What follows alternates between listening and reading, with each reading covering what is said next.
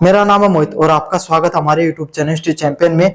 तो जैसा कि आप जानते हो, आपका जो पेपर होने वाला है स्टेट एंड लोकल गवर्नमेंट का, कौन सा राज्य और आपके सामने जो लोकल गवर्नमेंट होती हैं, प्रशासनिक इकाइयां होती हैं, उससे संबंधित आपके सामने जो पेपर होगा पब्लिक एडमिनिस्ट्रेशन का, उससे संबंधित अपन पढ़ेंगे। और राजस्थान के संदर्भ में प्रश्न देखने को मिलता है। लेकिन वीडियो को शुरू करने से पहले सभी बच्चों से रिक्वेस्ट करना चाहूंगा, चैनल को जोर से सब्सक्राइब कर लो भाई। अपन ने 30,000 सब्सक्राइबर का, कितने 30,000 सब्सक्राइबर का टारगेट ले रखा है और आप सभी बच्चों से रिक्वेस्ट है प्लीज चैनल को सब्सक्राइब करो भाई।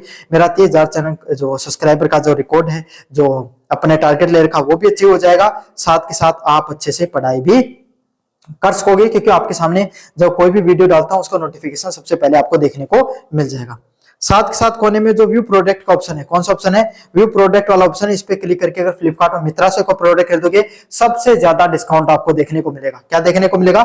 सबसे ज्यादा डिस्काउंट देखने को मिलेगा। जरूर से आपके सामने खरीद लेना।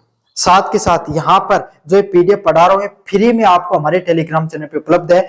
फ्री में प्राप्त करने के लिए आपको कुछ नहीं करना, डिस्क्रिप्शन में टेलीग्राम का लिंक दे रखा है, उस पर क्लिक कर लेना। जैसे आपके सामने टेलीग्राम के दिए गए, जो डिस्क्रिप्शन में दिए गए टेलीग्राम के लिंक पर क्लिक करोगे, ऊपर की तरफ हिस्ट्री चैंपियन लिखा हुआ, यहाँ पर पहुंच जाओगे। यहाँ पर पहुंचने के बाद में आपको जो फाइल वाला सेक्शन है यहाँ पर क्लिक करना है।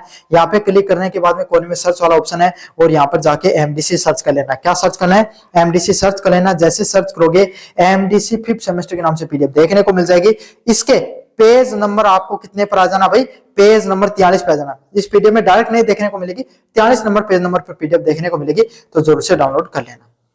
चलिए शुरू करते हैं। राज्य कार्यपालिका के अंग, राज्यपाल, मुख्यमंत्री व मंत्री परिषद की शक्तियां, भूमिका व कार्यों के बारे में विवेचना कीजिए। क्या बताना है कि राज्य की जो कार्यपालिका होती है, राज्य के जो अलग अलग अंग होते हैं, जिसमें राज्यपाल भी होता है, जिसमें मुख्यमंत्री भी होता है, जिसमें मंत्री परिषद भी होते हैं, उनकी शक्तियां क्या होती हैं, उनकी भूमिका क्या होती है, उनके कार्य क्या होते हैं, उनके बारे में आपको बताना है।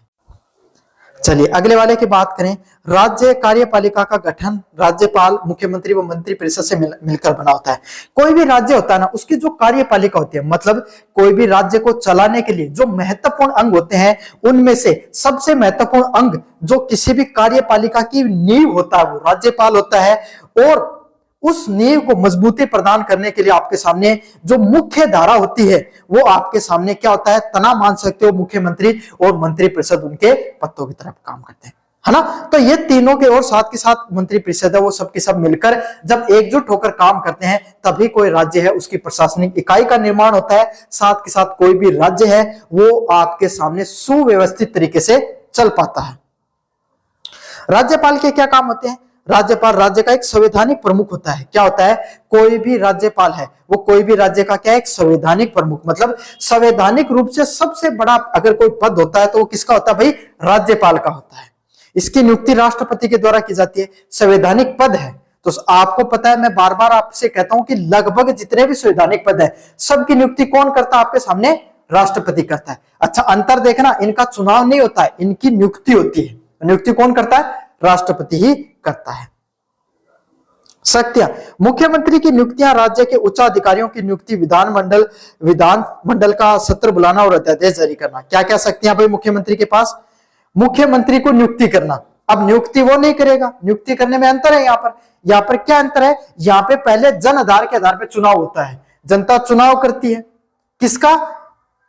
जो विधानसभा के अंदर चुने गए मेंबर का। तो उसमें कोई बहुमत में अगर कोई पार्टी आती है, उन सबके सदस्य बैठकर कोई एक व्यक्ति का चुनाव करते हैं, और जब सभी व्यक्ति राज्यपाल के समक्ष जाते हैं कि भाई हमने तो इस व्यक्ति का चुनाव कर लिया, आप उनको नियुक्ति दे सकते हो। समझ में? डायरेक्ट नहीं कर सकते, उसके पीछे चुनाव होते हैं, पूरी प्रक्रिया होती है, उसके आधार पर राज्यपाल नियुक्ति करता है। राज्य के अन्य उच्च अधिकारियों की नियुक्ति करना, इनका काम क्या होता है? जैसे कुलपति हो गए, इनकी नियुक्ति करना। बड़े बड़े प्रशासनिक जो पद होते हैं, उन संवैधानिक पद होते हैं, उनकी नियुक्ति कौन करता है भाई? राज्यपाल करता है। विधानमंडल का सत्र बुलाना और अध्यादेश जारी करना, जो अलग अलग विधानसभा है उसके जो सत्र हो गए, मानसून सत्र हो गया, बजट सत्र हो गया, शीत सत्र हो गया, जो अलग अलग प्रकार के जो सत्र होते हैं, उन सत्रों को बुलाने का काम किसका होता है भाई? राज्यपाल का होता है। समझ में आ गया? और अध्यादेश जारी करना, अगर मध्यांतर में, दो सत्रों के मध्यांतर में आपके सामने अगर कोई भी ऐसी कोई कानूनी जामा अगर पहनाना है किसी भी कानून को, तो वो कौन जारी कर सकता है? अध्यादेश जारी कर सकता है राज्यपाल। समझ में आ गया। और वो अगले सत्र तक लागू रहता है, 6 महीने तक। उसके बीच में अगर नहीं हो पाता है सत्र तो उसको वहां पर पास करना पड़ता है बिल को, वरना वो ऑटोमेटिक रद्द हो जाता है। भूमिका, वह केंद्र और राज्य के बीच में कड़ी के रूप में काम करता है। क्या काम करता है? कोई एक केंद्र हो गया और कोई राज्य हो गया, दोनों के बीच में आपके सामने क्या है? कड़ी, एक जॉइंट के रूप में काम करता है। क्यों? क्योंकि हम एक संघात्मक देश है। अंतर समझिएगा, संघात्मक वो देश होता है जहां पर केंद्र और राज्यों के पास अपनी अपनी शक्तियां होती हैं। हमारी केंद्रीय सूची, संघ सूची और राज्य सूची, अलग अलग दो सूची है ना, जिनमें दोनों के पदों आपके सामने शक्तियों का आवंटन देखने को मिलता है। केंद्र सूची में केंद्र के द्वारा कौन कौन से वो फैसले जो केंद्र ले सकता है उसके बारे में दिया गया। राज्य सूची में राज्य कौन कौन से फैसले ले सकता है, उनके क्षेत्र अधिकार में कौन कौन से फैसले आते हैं वो दिया गया है ना। तो काफी बार क्या होता है, केंद्र और राज्यों के बीच में शक्तियों का टकराव देखने को मिलता है। कदे केंद्र खाए बोले मैं बटो, कदे राज्य खाए मैं बटो।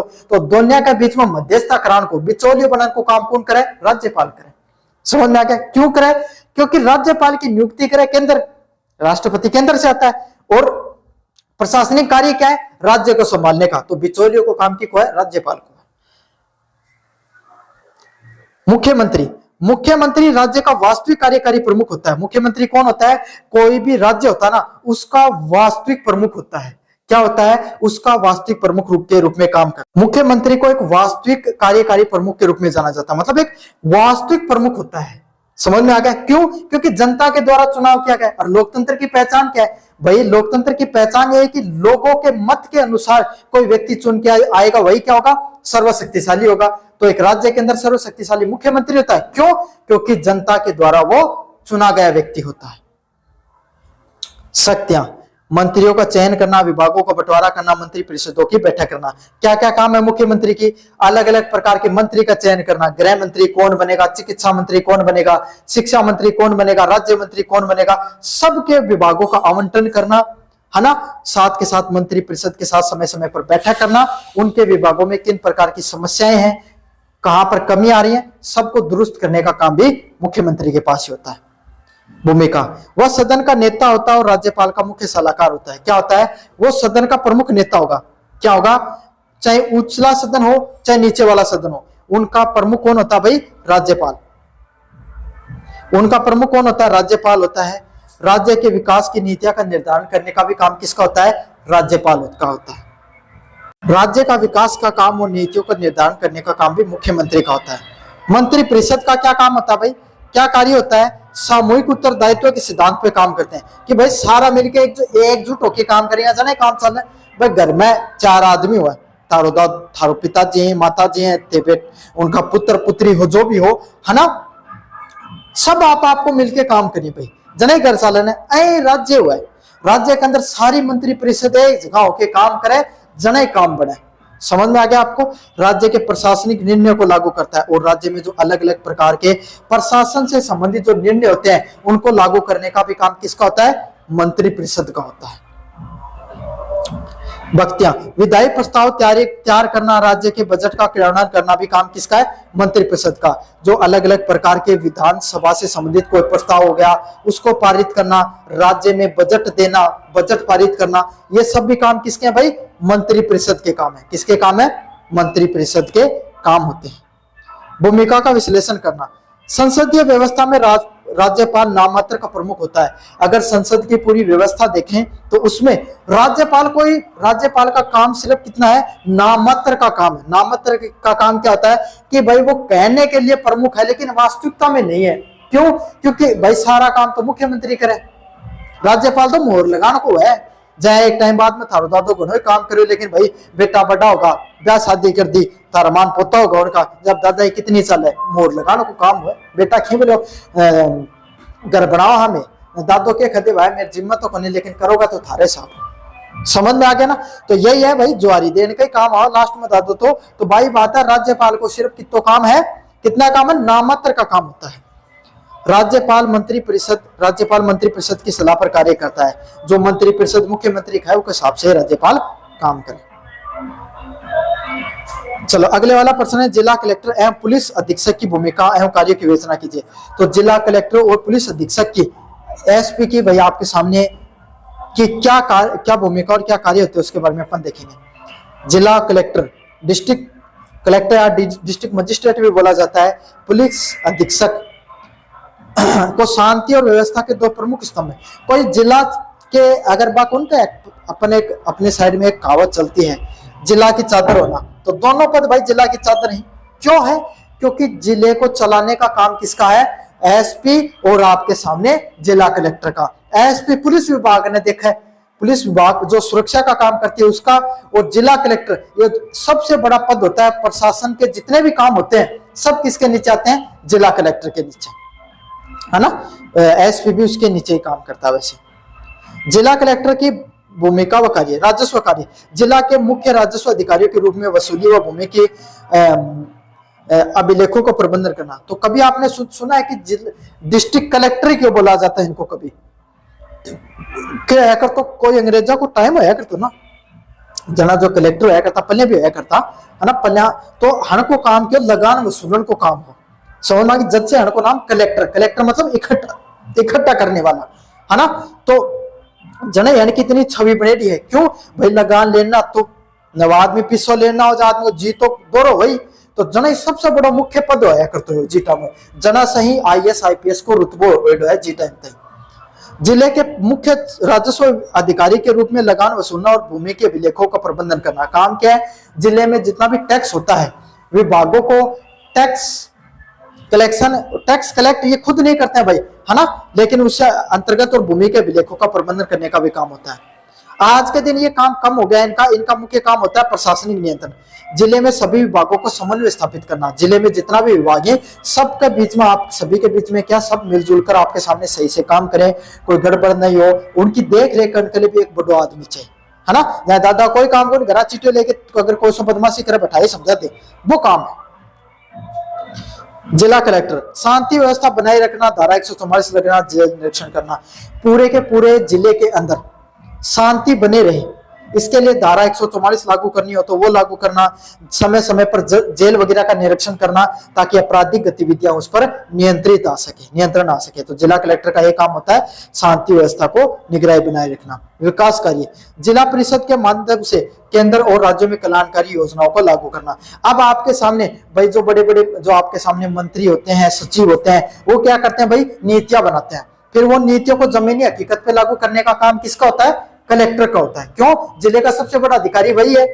कौन से विभाग में आपके सामने वो नई नीति है उसको कैसे लागू किया जाए, उसको कौन करता है? जिला कलेक्टर करता है। आपदा प्रबंधन, बाढ़, अकाल व महामारी के समय राहत कार्यों का नेतृत्व करना। क्या करना? चाहे बाढ़ आ गई, चाहे अकाल आ गया, चाहे महामारी आ गई, इन समय इन जो चीजें होते हैं इनके समय अगर कोई राहत कार्य चलाना हो गया, NDRF की टीम कहां पर लगानी है, लोगों को अगर बाढ़ आ गई तो जो जल भराव वाले क्षेत्र से बाहर निकालकर दूसरी जगह पर करना हो गया, महामारी आ गई तो जिले पर कुशल प्रबंधन करना, सबके काम की कहीं कलेक्टर का ही काम। पुलिस अधीक्षक SP की भूमिका और कार्य, कानून व्यवस्था, जिले में अपराध रोकना और अपराधियों को पकड़ना। जिले में अलग अलग प्रकार के जो अपराध हो रहे हैं उन अपराध पर नकेल कसी जाए, नाक पकड़ ले, कान पकड़ ले उनको, ये सब काम किसका है? SP का है। पुलिस बल का नेतृत्व, जिला में सभी थानों और पुलिस कर्मियों का पर्यवेक्षण करना। क्या करना? जिले में जितने भी थाने होते हैं और जितने भी पुलिस कर्मी होते हैं सबका समय समय पर पर्यवेक्षण करना कि वे सही से काम कर रहे हैं या नहीं कर रहे हैं। कौन करता है? SP करता है ये काम, जिला कलेक्टर का मत करे। क्यों? क्योंकि पुलिस विभाग कर सकता है, कलेक्टर भी, क्योंकि वो भी बहुत बड़ा वो SP से भी बड़ा पद होता है उसका, लेकिन एक उससे भी बड़ा आपके, उससे बड़ा नहीं मतलब उसके अधीनस्थ एक पद आता है SP का, जो भाई पुलिस विभाग का मुखिया होता है। तो वो क्या करता है? समय समय पर थानों में जाता है, वहां पर पुलिस कर्मचारी कैसे सही से काम कर रहे हैं नहीं कर रहे हैं उन सबकी निगरानी करता है। सुरक्षा करना, महत्वपूर्ण व्यक्ति VIPs हो गए, आपके सामने कोई मंत्री है वो कलेक्टर हो, इन सब की निगरानी सुरक्षा करना। बड़े आयोजनों में भीड़ नियंत्रण करना, जैसे कि मुख्यमंत्री आ रहे हैं, प्रधानमंत्री आ रहे हैं, राष्ट्रपति आ रहे हैं, कोई बड़ा कोई इवेंट हो रहा है, तो इन सब चीजों में आपके सामने किया जाता है। बड़े बड़े जो आयोजन होते हैं उसमें भीड़ को जो नियंत्रित किया जाता है वो किसका काम है? पुलिस अधीक्षक का।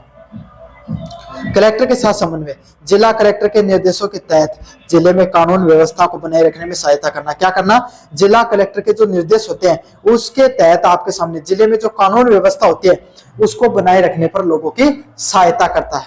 समझ में आ गया? तो जिले में कानून व्यवस्था सही से बने रहे इसके लिए काम किए जाते हैं। पारस्परिक संबंध, जिला कलेक्टर जिला का मुखिया होता है और कानून व्यवस्था के मामले में पुलिस अधीक्षक तकनीकी रूप से कलेक्टर के प्रति उत्तरदायित्व होता है। तो मैंने क्या बताया था आपको कि जिला कलेक्टर जिला का सबसे बड़ा अधिकारी वही होता है, और कानून व्यवस्था बनाने के में कौन होता है सबसे बड़ा मुखिया, पुलिस अधीक्षक। लेकिन जिला कलेक्टर वैसे पद में बड़ा होता है, तो आपके सामने भाई जिला कलेक्टर को ही आपके सामने रिपोर्ट सौंपनी होती है, किसको, एसपी को। दोनों को आपसी विश्वास और तालमेल से जिले की प्रगति और जनता की सुरक्षा के लिए उत्तरदायित्व होते हैं। भाई दोनों को काम यही है कि जिला ने ढंग से चलाना हो, जिले की प्रगति हो, जनता है उसकी सुरक्षा है वो अनिवार्य रूप से सुचारू रूप से होती रहे। दोनों का यही काम है, दोनों आपस में विश्वास और तालमेल के साथ जिले की प्रगति और जनता है उसकी सुरक्षा के प्रति उत्तरदायित्व रहे, उनके लिए काम करते रहे, ये इनका कार्य होता है। कलेक्टर और एसपी जिला प्रशासन की दूरी होते हैं। क्या होते हैं, कलेक्टर और एसपी दोनों के दोनों क्या होते हैं भाई, कोई जिला होता है ना उसकी सबसे बड़ी इकाई होते हैं, सबसे महत्वपूर्ण पद वही होते हैं जो नागरिकों की सुरक्षा और सुशासन प्रदान करने का कार्य करते हैं। क्या करते हैं, जो नागरिक होते हैं उनको सुरक्षा भी देते हैं और उनको सुशासन की सब जनता अच्छे से रहे उसके लिए कार्य भी करते हैं। चलिए भाई अगले वाले प्रश्न की तरफ बढ़े। ग्राम पंचायत, पंचायत समिति व जिला परिषद की संरचना शक्तियों के बारे में पढ़ेंगे अपन। पहला पॉइंट है पंचायती राज व्यवस्था के 3 स्तरों का विवरण होता है। कौन सा? पहला ग्राम पंचायत, इसमें सरपंच, उप सरपंच और वार्ड पंच होते हैं। देखो आप सबको पता है भाई, सुना एक बार, हाँ चलिए पढ़ेंगे अपन। जो ग्राम पंचायत होती है इसमें आप सबको पता है सबसे बड़ा पद किसका होता है भाई, सरपंच को। सरपंच सबसे बड़ा पद होता है ना। ग्राम पंचायत में भाई चुनकर कौन आता है, पंच आता है, सरपंच आता है ना, पंच भी आते हैं चुन के। वही क्या करते हैं, उप सरपंच के पद का भी बनाते हैं। मान लो भाई कहते कभी सरपंच नहीं है तो उप सरपंच उसकी सहायता के लिए बनाया जाता है, वैसे कोई इतना बड़ा पद होता नहीं है। चुनाव प्रत्यक्ष रूप से होता है, डायरेक्ट इलेक्शन होते हैं, सीधा का सीधा चुनाव करने जाते हैं ना आप। कोई भी अगर किसी भी अगर आप उसको चुन रहे हो सरपंच को, तो डायरेक्ट आपका इलेक्शन होते हैं, डायरेक्ट वोट पड़ते हैं, आपका सीधा का सीधा मत देने का आपका अधिकार होता है, अप्रत्यक्ष मत नहीं होता उसमें। कार्य क्या है, गांवों की सफाई करना, रोशनी, पेयजल, सड़क का निर्माण व मनरेगा जैसी योजनाओं का क्रियान्वयन करना। मतलब ग्राम पंचायत के नीचे जितने जो कार्य आते हैं सबको कुशल ढंग से प्रशासनिक इकाइयों के साथ मिलकर सही से कार्य करने का काम किसका होता है, सरपंच का होता है। जैसे भाई पटवारी हो गए, ग्राम सेवक हो गए, सरपंच के नीचे काम करते हैं। नीचे तो काम करते हैं क्या, उनके अधीनस्थ है, बराबरी के पद होते हैं भाई, वो प्रशासनिक पद है या आपके सामने लोकतांत्रिक पद है ना सरपंच का। तो सभी लोग मिलजुल कर काम करें। राज्य सरकार के द्वारा, केंद्र सरकार की कोई योजना है ग्राम स्तर पर, ग्राम पंचायत पे लागू करने की, तो उनको जमीनी हकीकत पे लागू करने का काम किसका होता है, सरपंच का है, ग्राम पंचायत स्तर पे होता है। इसमें प्रमुख कार्य है कि गांव में जो आपके सामने जो गली मोहल्ले होते हैं उन पे रोशनी की व्यवस्था की जाए, गली मोहल्लों की समय समय पर त्योहारों पर या आम समय समय पर सफाई की जाए, पेयजल की व्यवस्था की जाए, पीने के पानी के लिए भाई टंकी वगैरह का निर्माण कराना हो गया, बोरवेल वगैरह करवाना हो गया, सड़कों का निर्माण करना। एक गांव की पहचान होती है सड़कें, तो सड़कों को सही सड़कें होंगी तो सही से आपके सामने ट्रांसपोर्ट हो पाएगा, लोगों का व्यवसाय भी जुड़ा होता है सड़कों से। तो सही सड़कों का निर्माण कराना, जिसमें भ्रष्टाचार कम हो, मजबूत और सही टिकाऊ सड़कों का निर्माण कराना भी सरपंच का ही काम होता है।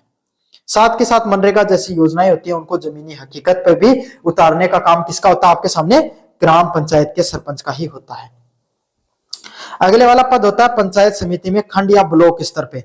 पहला पद है सरपंच संरचना, इसमें प्रधान और प्रधान में निर्वाचित सदस्य होते हैं। पंचायत समिति क्या होती है, बहुत सारे ग्राम पंचायतों को मिलकर एक पद बनाया जाता है, एक संस्था बनती है, उसका नाम क्या होता है, पंचायत समिति। क्या नाम होता है, पंचायत समिति, जिसके अंदर नीचे के आपके सामने बहुत सारी ग्राम पंचायतें आती हैं, है ना। इसके क्षेत्र के विधायक भी शामिल होते हैं। पंचायत समिति में अगर कोई विधायक का भी गांव आता है, पर ग्राम पंचायत आती है, तो वो भी उसका सदस्य हो सकता है। समझ में आ गया। कार्य क्या है, ग्राम पंचायतों के कार्य का पर्यवेक्षण करना, कि ग्राम पंचायत के जो काम होते हैं क्या वो सही से हो रहे हैं नहीं हो रहे हैं, क्या पैसे का आवंटन हो रहा है या सही से नहीं हो रहा है। पशुपालन के विकास के लिए ब्लॉक स्तर पर योजनाओं को बनाना, कि पशुपालन विभाग हो गया वो इनके अंतर्गत आता है। पशुपालन से संबंधित, विकास से संबंधित ब्लॉक स्तर पे अलग अलग के कार्य किसके द्वारा किए जाते हैं, पंचायत समिति के द्वारा किए जाते हैं। किसके द्वारा किए जाते हैं, पंचायत समिति के द्वारा किए जाते हैं। आपके सामने पशुपालन का जो विकास हो गया वो भी पंचायत समिति के अंतर्गत ही आता है। अगले वाला पॉइंट है जिला स्तर पे जिला परिषद होना। जिला प्रमुख, उप जिला प्रमुख, निर्वाचित सदस्य, जिसमें जिला के सांसद और विधायक भी आते हैं। जिला प्रमुख क्या होता है भाई आपके सामने? जिला परिषद क्या होती है? एक जिले पर, तहसील से आपके सामने एक बड़ी होती है, जिला स्तर पे एक जिला परिषद बनाई जाती है जिसमें जिला प्रमुख अध्यक्ष होता है उसका। फिर उप जिला प्रमुख और निर्वाचित सदस्य उसके चुने आते हैं। डेलीगेट के वोट सुने होंगे, 50,000 के वोट, 50,000 वोट वो इसी में होते हैं। 16,000 वोट, 16,000 वोट आपके सामने पंचायत समिति के निर्वाचित सदस्यों के लिए होते हैं। अगर उस जिले का सांसद, उस जिले का सांसद आपके सामने अगर उसी जिले से निकल कर आ रहा है, उसी उसकी जो कॉन्स्टिट्यूएंसी वहीं से है, तो वो भी उसका अध्यक्ष होता है, विधायक भी होते हैं। समझ में आ गया? जितने कार्य क्या होता है? एक समन्वयकारी और सलाहकारी संस्था होती है। कैसे होती है?